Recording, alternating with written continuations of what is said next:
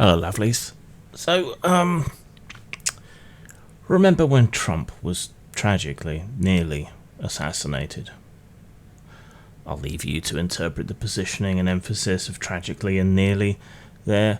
But anyway, remember when he was nearly assassinated?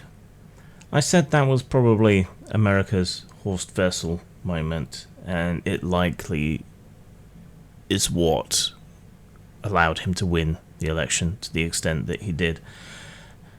And it would also mean a likely, pretty much unchecked Trump in office for various reasons, but also this being his second term where he doesn't have to try and get re-elected. And I said that this was bad and would probably be fascist, or at least close there too. You know, I was kind of right, wasn't I? There was an incredibly negative reaction from a lot of people to what I said. And a lot of people outed themselves as not even trying to be impartial or open to other points of view. However effectively or intelligently I explained how I had come to that position, to the point where I began to doubt myself. And yet, events since, from the election to the power grab that's still ongoing, seem to have shown that I was actually kind of right. And maybe I should have been more confident in my assertions, and maybe more of you should have listened to me, perhaps. I've been right all these years. I don't like to make predictions because generally when someone's making a prediction they're trying to sell you something, but that was just my honest, measured reaction, and you know, I was kind of right. So I'm going to take a little victory lap, so pray indulge me. So previously, like during his last term, I've objected to Trump being called a fascist during his last term. I said this because, for me, he didn't meet a sufficient amount of items from the checklist that I prefer to use to compare and examine and to determine what is and isn't fascism, which is difficult because fascism is a rather woolly concept. People tend to think of the Nazis, but there was, of course, Italian fascism, Spanish fascism, and numerous other fascist or pseudo-fascist authoritarian governments around the world over time, a great deal. This time around, however, I think he does tick sufficient boxes to be pretty unambiguously defined as a fascist. Unfortunately, many people are politically illiterate and only picture one kind of thing and don't understand the political terminology that they throw around.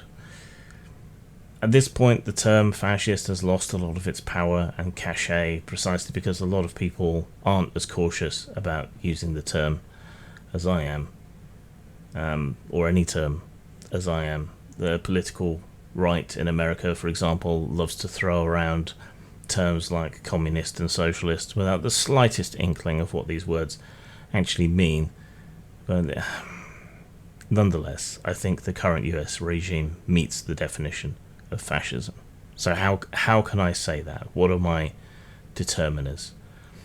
The determiners I take are from common definitions of fascism, trying to corral the various things into some sort of order, and it includes nationalism, authoritarianism, leader cults, collectivism, military and religious symbolism, anti-democracy, anti-egalitarianism, and anti-enlightenment.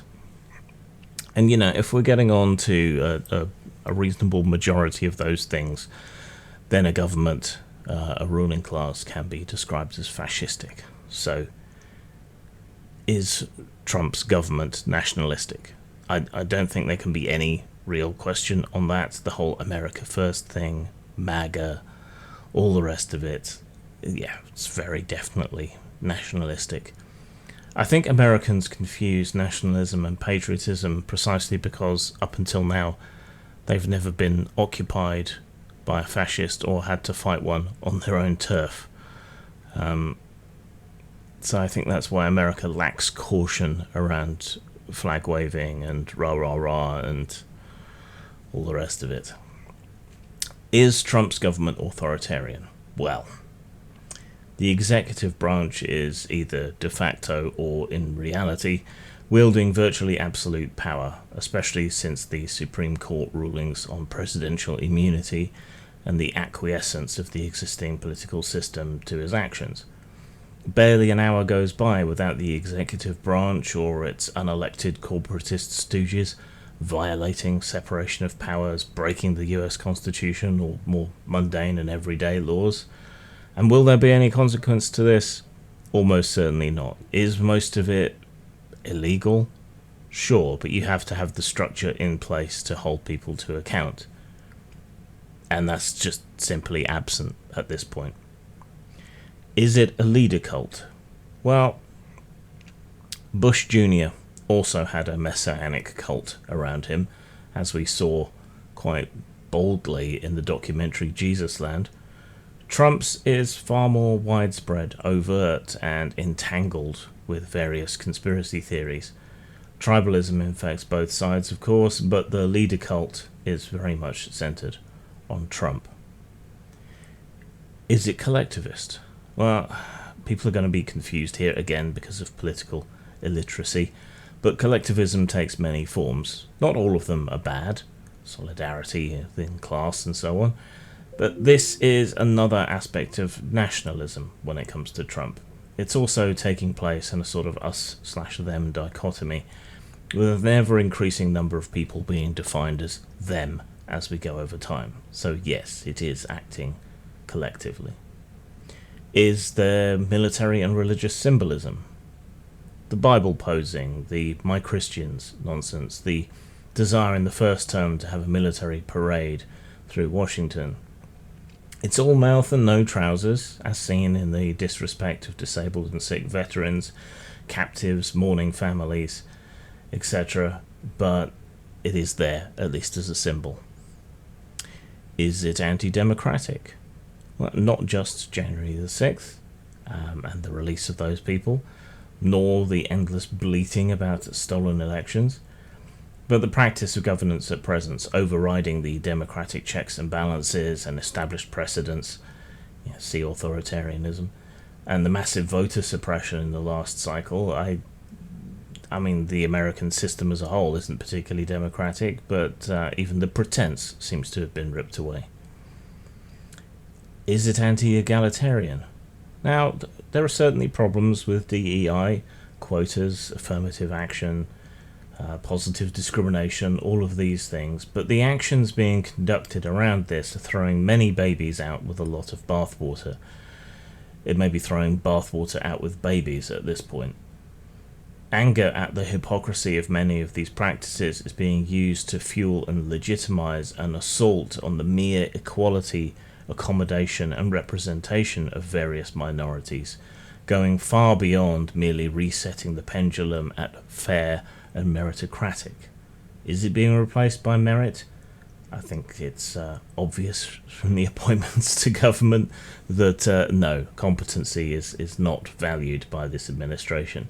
Nepotism and loyalty to the leader are. Again, see previous examples. Is this administration anti-enlightenment? Well, there's definitely an anti-science, anti-reason, anti-expert nature to much of the administration, whether it's bullshit about renewable energy or scrubbing climate change data, shutting down funding, putting anti-vax leaders in prominent positions. All of it shows a commitment to willful ignorance. So out of all these criteria, last time I'd have given him a 4 to 5 out of 8. So, plenty of room there to say bad, but not fascistic. But now I think he's at a full score, or very nearly a full score. So I don't feel any difficulty in characterizing the regime as it currently exists as fascistic. Now, there's a fire hose of bullshit spraying out of the US government at the moment, So much so that it's hard to keep track of, which seems to be part of the plan. But here's an incomplete summary, taken from a post by Connie Willis on the 2nd, but things have already moved on to an extent. So during his campaign, Trump gave assurances that he had no intention whatsoever of seeking retribution on his political enemies. Since taking office, he has fired everybody who worked on the January 6th investigation and released them all, fired everybody who worked for Jack Smith, fired all the top officials at the FBI, fired every prosecutor who worked on any investigation into Trump himself, instituted a mass purging of professional law enforcement, dozens and dozens of agents, dropped charges against Republican representatives Fortenberry and Ogles, dismissed all 51 agents involved in investigation of Hunter's laptop, signed an order preventing anyone who'd been fired or removed from entering a federal building. 88 FBI agents who worked on Trump cases were physically escorted out of their Washington field offices over the weekend. At least 3 different FBI senior officials, including Driscoll, the acting FBI head, forcibly resisted the firings, and that doesn't seem to have gone well for them. And now it seems that Trump intends to fire 6,000 people out of the 13,750 currently employed by the FBI. And those who aren't fired will be told they can only stay if they're willing to carry out the orders of the president, regardless of whether said orders are lawful or not. That's dangerous, is it not? Trump has also handed Elon Musk the keys to the entire government, or at least its funding, which amounts to the same thing. Musk and friends demanded and took access to all the federal employee data systems at the Office of Personnel Management. As per Reuters, Elon Musk's team has hijacked massive data sets of government worker dates of birth, home and addresses, social security numbers, length of service, performance evaluations, and so on, and have revoked access of OPM officials to the system. David LeBruck, the acting head of the department, tried to oppose them, and then either quit or was removed over their demand for access and his refusal. According to the New York Times, he resisted, was then put on leave by Trump, and then forced to resign on Friday. Lots of people are being pushed or tempted into resignation to get them out of the way, in part because most of these firings are at least technically illegal. There is supposed to be a real, legitimate material reason for removing people from a lot of these positions. You can't just fire them willy-nilly. There needs to be a reason to do so. But if you can tempt them into quitting, then you kind of bypass all of that. According to Senator Wyden, his office has been told that Treasury Secretary Bessent has granted Doge, God, I cringe every time I have to say that, they've given Doge full access to the system. Social Security and Medicaid benefits, grants, payments to government contractors, including those that compete directly with Musk's own companies. All of it. So Musk now has access to what could be quite sensitive data about both himself and his interactions with the government and his competitors and their interactions with the government. Musk's allies locked federal employees out of the whole system, a system which contains the personal data of millions of federal employees, with all the data that we already talked about. Senior career employees have had their access revoked to the department's data systems and can no longer access them.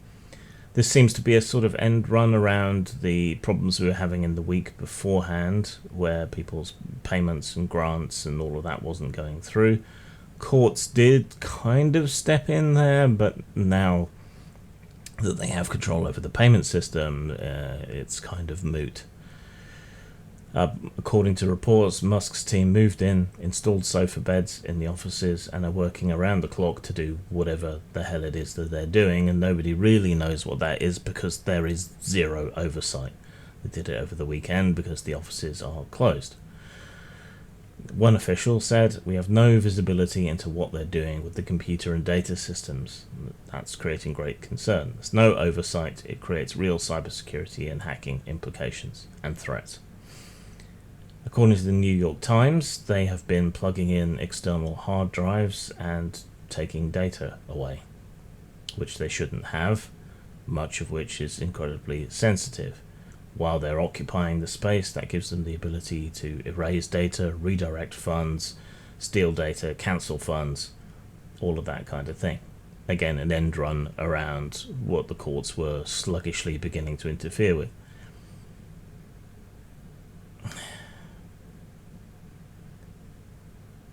At the same time as all of this is going on, they've also been meeting with other departments to discuss codes and projects with people, and this has included people who have no official access to any of this sensitive data and probably would not be granted access to any of this sensitive data.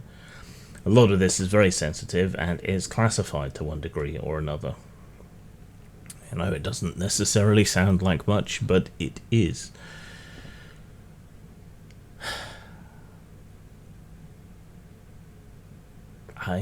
It's just staggering, the amount of bullshit.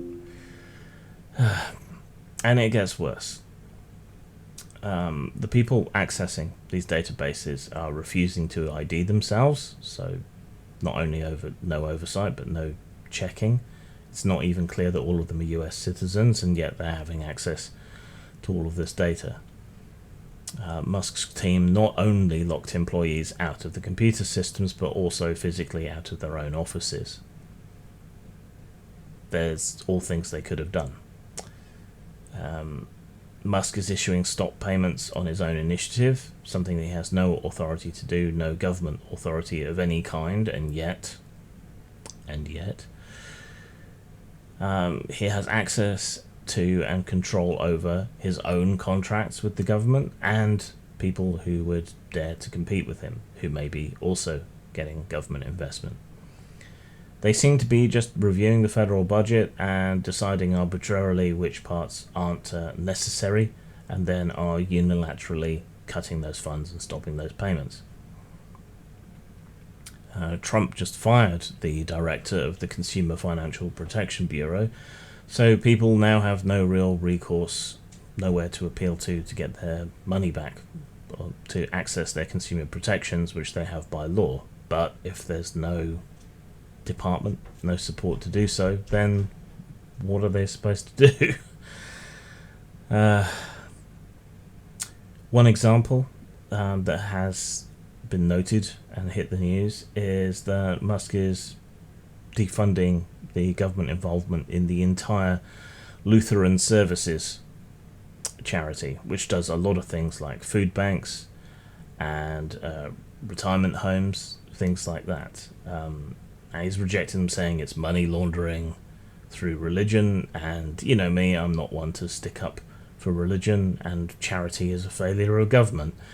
But, you know, you have to work with the system you have, and it's not like they're going to be replacing the funding with government programs because they're ideologically and philosophically against that.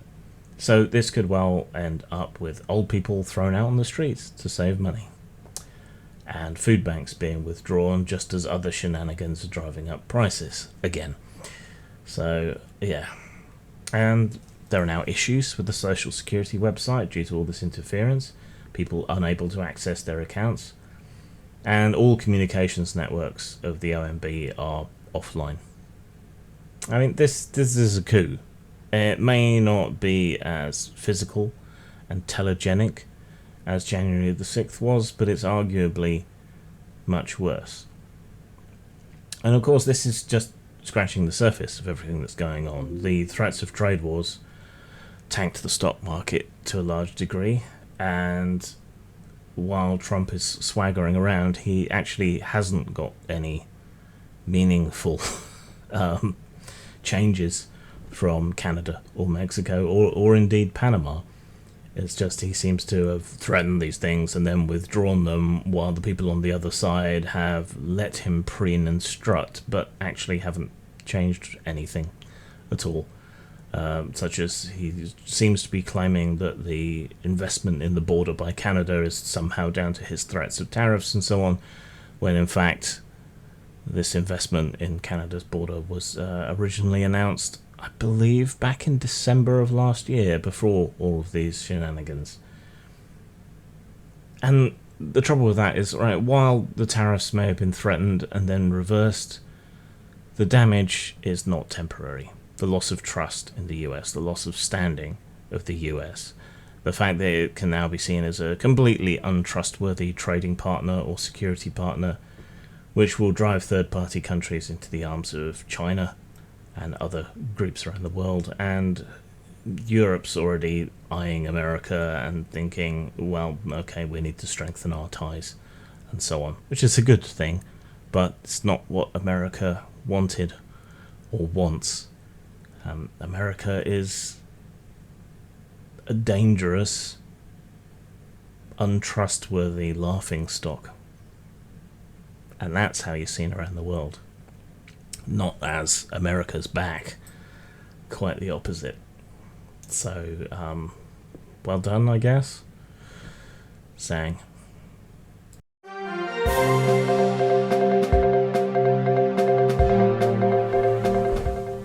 Hi, I'm Skip Breakfast, and you're watching Newsload. We're getting reports of a new card game which purports to make fun of the political and social hellscape in which we find ourselves, somehow turning this into a fun pastime for groups of slightly drunken friends to try and outdo each other. But there's one important question on everyone's lips: just how exactly do you play?